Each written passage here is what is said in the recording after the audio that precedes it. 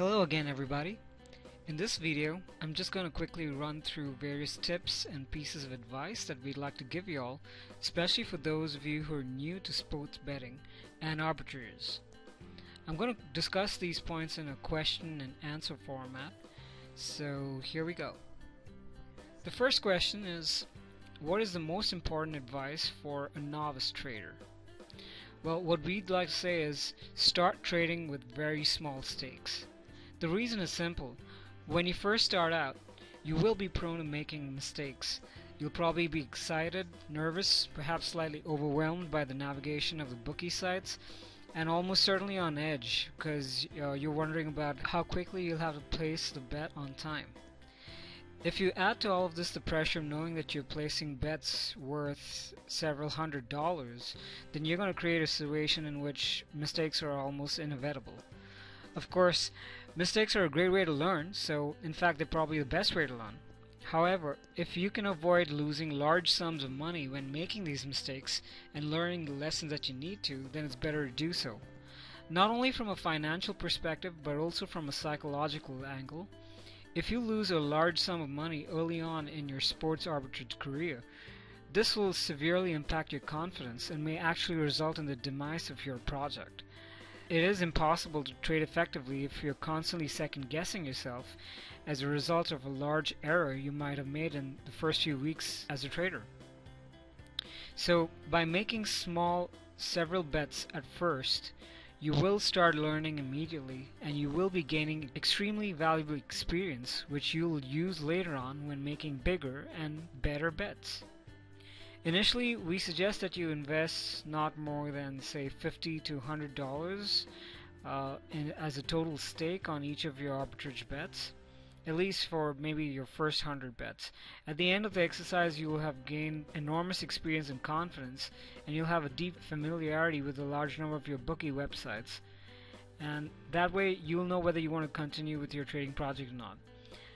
And while initially you might earn, say, probably just about $2 to $3 per arbitrage bet, that's assuming you get bets with 2 to 3% as your profit, then even if you have made any errors which cost money, at least that way you won't lose anything more than $100 initially. Okay, the next question we have, especially for the newbies, is what do I need to get started?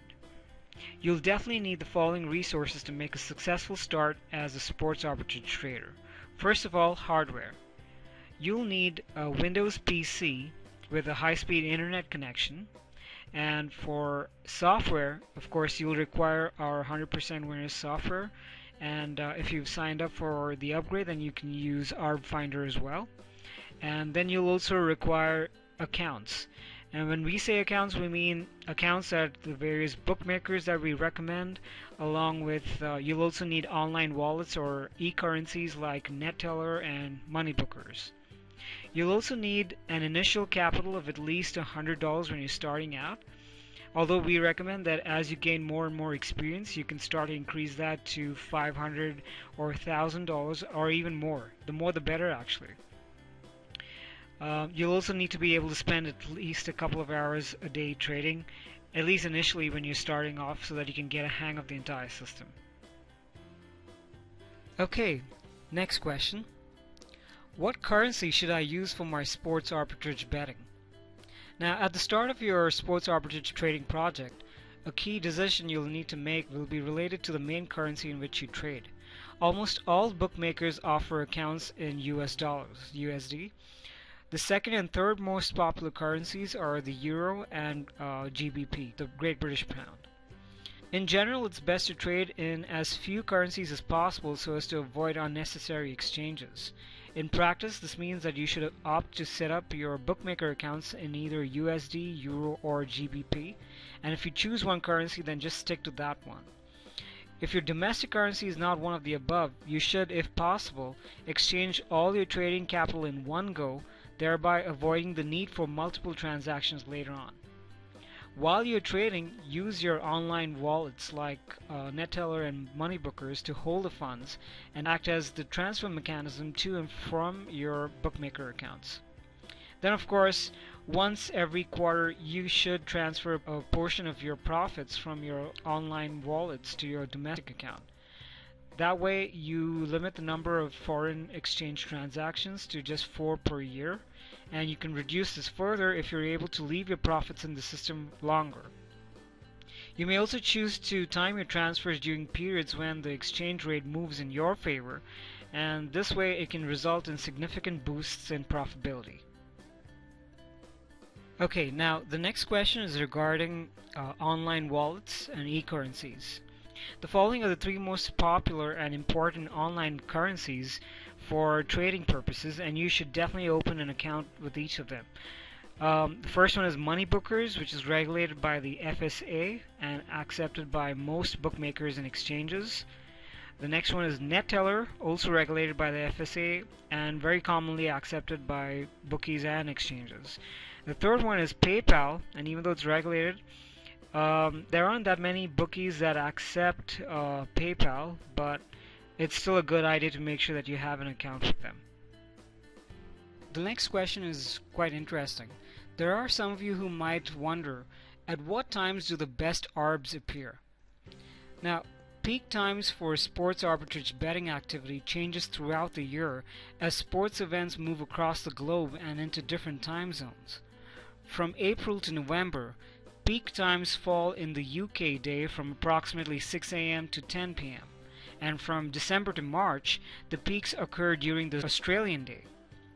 In general, larger arbs occur during peak times. However, it is worth keeping in mind that professional traders make large profits not just by waiting for larger arbs, but by trading a large number of arbs. This is an important point often lost on novices.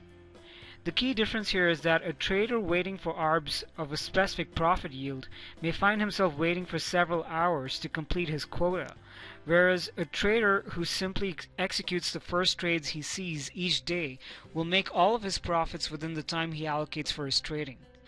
So, to make large profits with sports arbitrage, the turnover of capital is more important than the profit yield of individual arb bets. This is because you cannot place unlimited stakes on arbitrage trades. So, it is better to place a large number of small arbs than a small number of larger arbs. It's more profitable in the long run, it allows you to spread your trades among more bookmakers, and also gives you the flexibility of trading at your own personal convenience. Now the next question is about the lifetime of a sports arbitrage bet. Or in other words, how long do sports arbitrage trades last? Now, like we've told you so many times, the smaller an arb, the longer it'll last. But what you have to keep in mind is that bookmakers move their prices in response to market activity. However, since the bookies also set limits on how much money they will take from individual customers on any single bet, they effectively provide the means which allow a group of arbitrageurs like us to get the same bets on.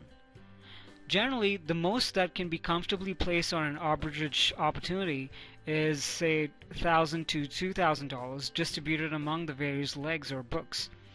Additionally, if the bookmakers in question are already seeing two-way business on the event in question, they will have no need to alter prices since a balanced book and the profits thereof represent their ideal scenario, and that's all they need. Nevertheless, sports arbitrage is a competitive industry and the best traders are able to execute their trades within minutes. So this reduces the average life expectancy of sports arbitrage opportunities to about 3 to 4 minutes. Now for the next question, we're going to address the concerns that some of you have about what you've heard, that bookmakers tend to quickly limit traders. Now, some bookies do limit some of their clients. However, the inexperienced and uninformed traders tend to suffer from this issue because they do not take sensible precautions to protect their accounts. Now, inexperienced newbies will usually make some fairly predictable mistakes, and these are the mistakes that you should try to avoid. First of all, they use too few bookies. They bet the maximum stakes, they make frequent withdrawals, they withdraw entire balances, and they immediately start betting indiscriminately on any and all sports. Now, all of these behavior patterns indicate that the trader is not a normal gambler, and it attracts the bookie's attentions. There are some bookies which are much more sensitive to traders than others.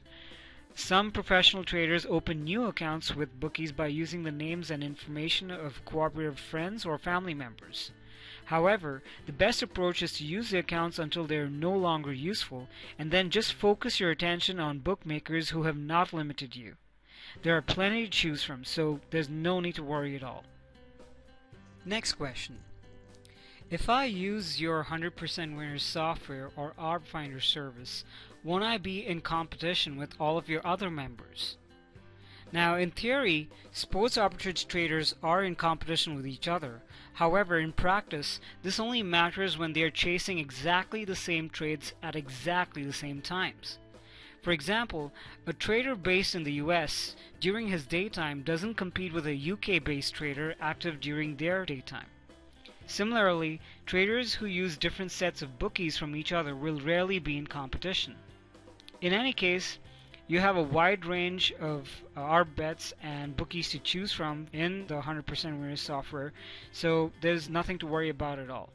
And of course, by using our 100% Winners software, you automatically have a significant advantage over other traders who don't use it. Now, this next question is regarding tax.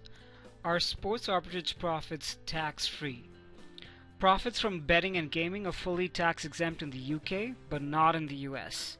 The reason for this?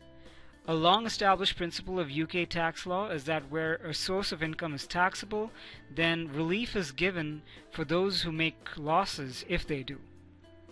In order to protect yourself from any tax liability on your trading profits, no matter how large they become, all you need to do is be able to demonstrate that betting is a hobby and not your sole or main source of income.